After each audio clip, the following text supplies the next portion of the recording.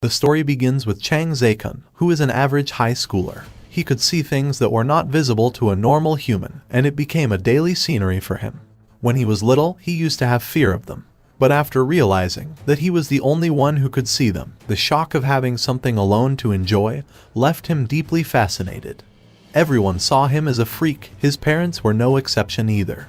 Chang noticed something. He then saw some red traces on the ground, which were from an abnormal existence. He went to check in the alley out of curiosity, but then a strange creature drops on his face. He then picks up the creature, and while holding it, he was thinking about petting it. The creature then runs away out of fear. Suddenly, a girl appeared and asked if Chang could see the drips of excitement left behind by bizarros.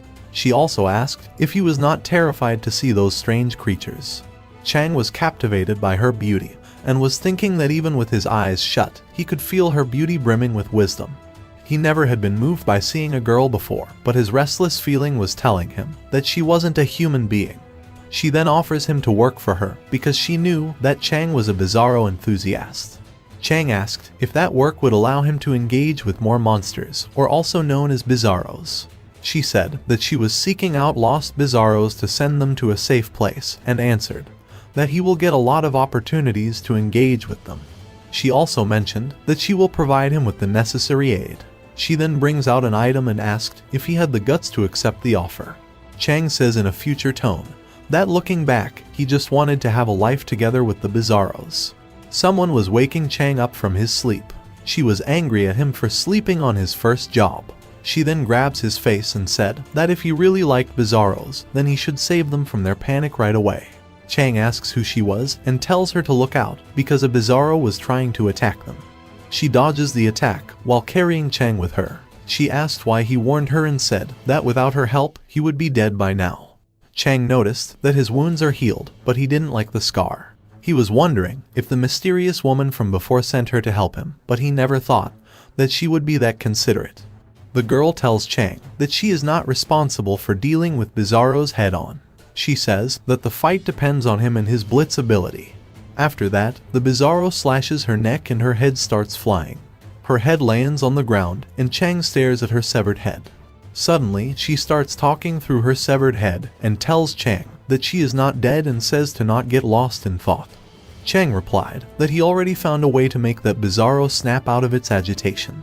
He says that he was what she should call a bizarro whisperer.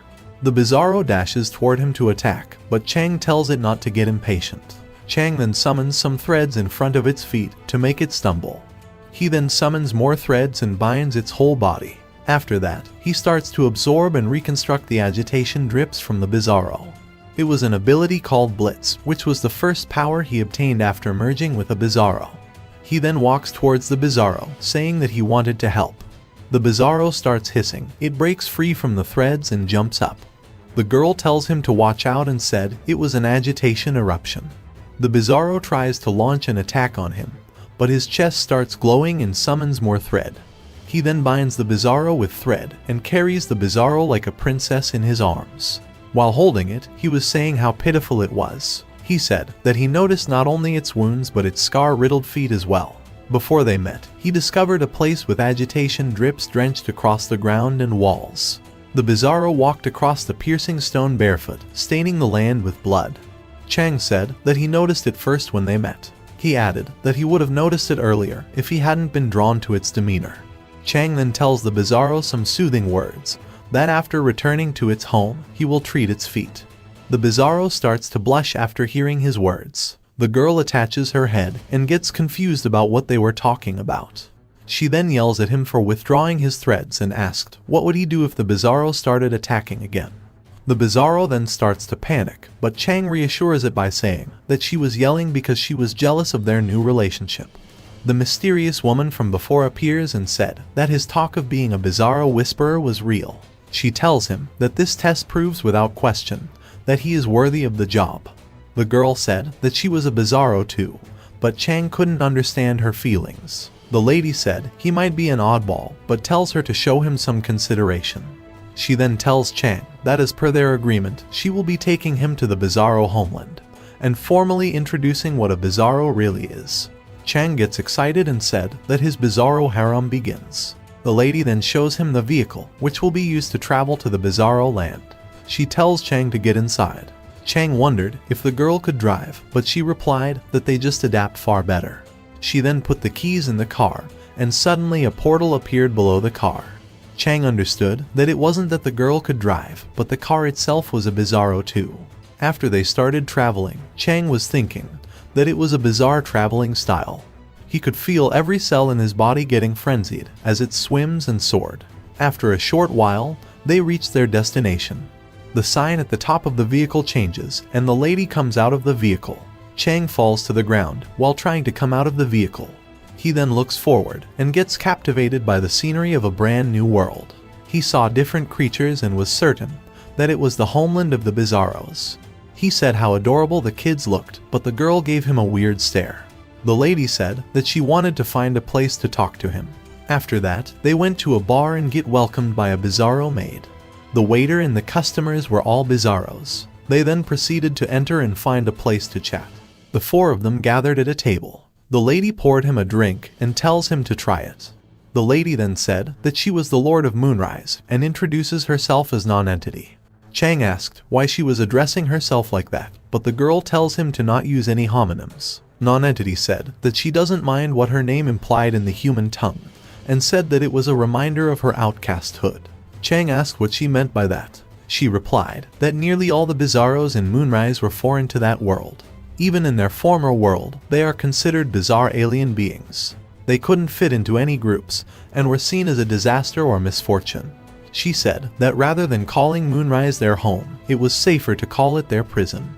She then tells Chang that she would like him to find the Bizarros, so they could live peacefully in Moonrise. She also added that it was for the safety of both worlds. Chang replied it won't be a problem, as long as he gets to be with Bizarros. Non-entity then points at the girl and said that she will act as his partner. She introduces herself as Guan Shu and said she was asked by non-entity to help him manage the Bizarros. Guan says that she hasn't recognized Chang. She then asked him to find out what type of special traits she had, which made her stand out. He then mocks her, saying that her personality was bad like any other human girl. Guan gets angry and said that she will beat him on behalf of all the human women. Chang then grabs her face and pulls her head off the body. Guan asked if he thinks that he could threaten her by pulling out her head, but Chang couldn't understand what she was saying. Chang then suddenly attempts to kiss her. The others were shocked to see it happen. After he finished kissing her, he said that as he had imagined, it was a bizarre and inhuman feeling. Guan asked why did he have to confirm it that way. Chang said that if she was a native Bizarro, then she must be the gorgeous head from the Tales of Liaozhai. Her body is like a prosthetic to pass herself as a human, and as long as her head is attached, she could control it freely. He also said that if Liaozhai's records were correct, then she should have a single arm in her main body. Guan slams him with her head, saying that he is a pervert. She then continued to bite his arm. While putting on her head, he says that her head is supposed to be a distraction, and tries to touch her hand. Guan gets annoyed and bashed her head on Chang to make him fall out of the window. Chang then begins to fall, and while falling, he notices something weird. He was wondering why was he still in the air. He then saw the huge floating island and realized that the place called Moonrise was actually a single gigantic Bizarro. After that, some vines come out of the island and grab him before he fell to the ground. He then gets pulled back to the surface again. Non-entity tells him that it is okay to fool around, but she wishes them to get along well. She then suggests that they should live together, but Guan and Chang get confused to hear that. After that, Chang arrives at Guan's room and gets disappointed because he thought he would see something bizarre. Guan then suddenly shuts her door and locks it. While attacking him, she asked if it felt bizarre now. Chang dodges her attack, but Guan shoves her finger into the wall, and Chang noticed that the agitation drips were building up. He then activates his Blitz ability and tries to catch her using his threads. He then slams her to the wall using his threads, and then starts the agitation drips absorbing process. A message came from his Bizarro that he wasn't Guan's opponent. It informed that there were 4 classes of Bizarro: Blood Rush, Fatal, Hazard, and Abominable. Chang can deal with Blood Rush Bizarro on his own, but Guan becomes a Fatal class when agitated. Guan then separates her head and her arm to get out of his grip. She then starts to sink her head and arm into the wall. Chang noticed that she was sunk into the wall, so he should expect an attack from any direction. He tries to turn back, but he gets hit by her bed and falls to the ground. He realized that she can not only pass through walls, but can also manipulate the materials attached to them. She said it won't matter even if he knows about it. And when he was about to get hit by all the flying objects, Guan's hand grabs his neck from behind.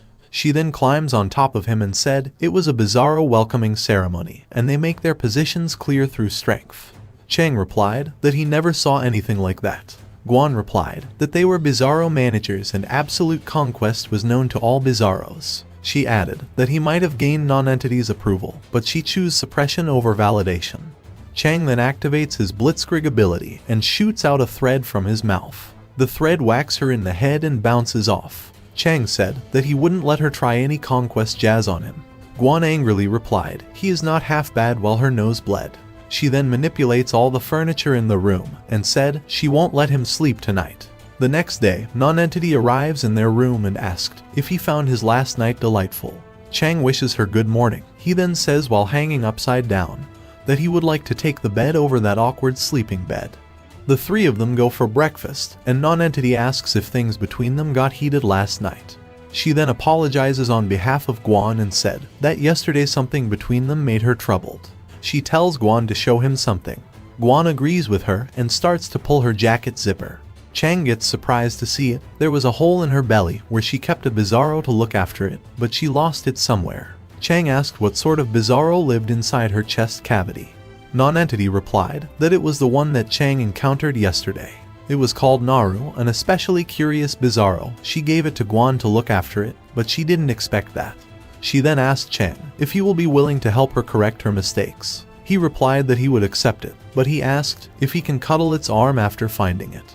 He then tells Guan that he wanted to investigate where it lived to find some useful leads. She then shows her belly and says go ahead. Chang puts his hand inside her belly and muttered that the body felt realistic and sensual, which makes her happy.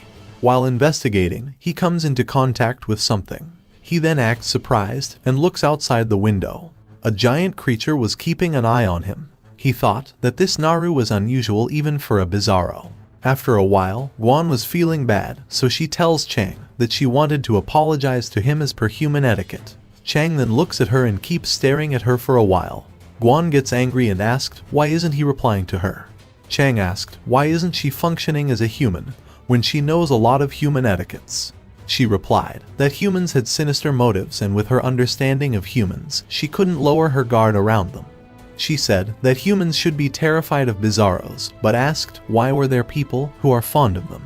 Chang then recalled a memory of when he was young and gets troubled by it.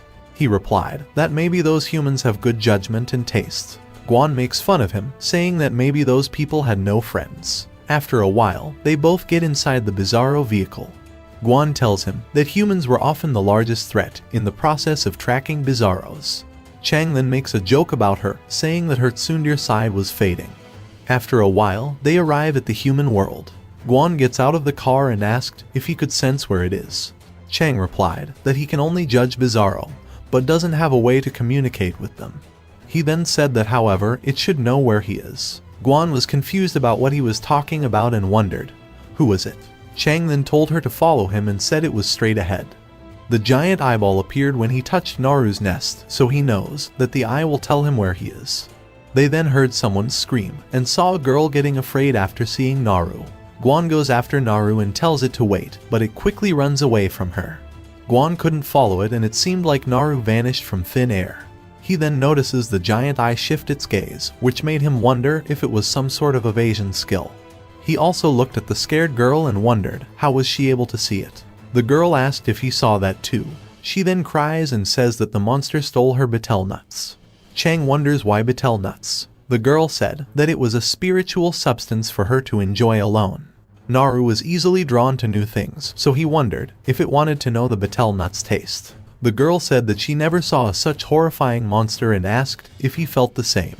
Chang replies that he didn't see a horrifying monster. The girl then apologizes for her crazy talk and says that she thought of him as someone similar to herself. Chang then remembers the days when everyone called him a freak and a weirdo and laughed at him. Suddenly, a person points at the girl and said, "There she is." Some people try to take her, saying that it tormented them when she tries to flee the asylum. Chang watches their drama while she gets taken away. Guan comes back and asked who was the girl because she saw her engage with Naru. Chang replied that she was an active patient and he doesn't want to compare her to himself. Chang then tells Guan that they should find Naru fast before someone bothers them. The guys with glasses heard them call the monster Naru. He then tells his people to tail them and said that this time they may have to just sit back and take their harvest. And that's it. Thank you so much for watching, and don't forget to like, subscribe and press the bell icon so you don't miss the updates.